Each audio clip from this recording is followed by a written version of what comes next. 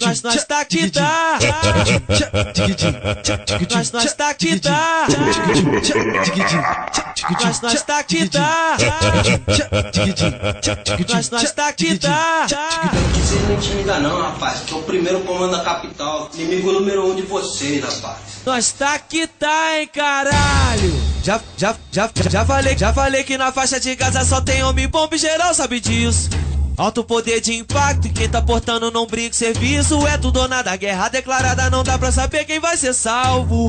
Caça vira caçador, atirador vira alvo, porque na linha de frente sossega a palavra inexistente. E a paz é só mais um tempo pra recarregar os pentes. Mulher, ouro e poder, já falei que é lutando que eu conquisto.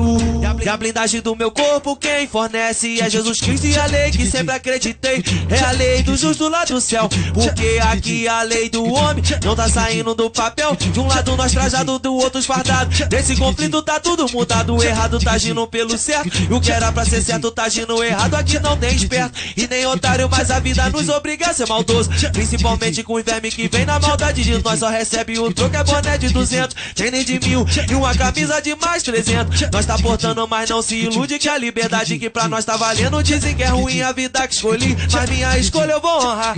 E se fosse tão ruim assim, não tinha gente querendo o meu lugar. É dedo no gatilho, sangue nos olhos, o coração transbordando de ódio, porque quem tá mole no filme da vida não passa nem do primeiro episódio. Mantendo a razão em qualquer decisão, mente do vilão, terra desconhecida, inimigo número 1. O réu estado que não acredita quanto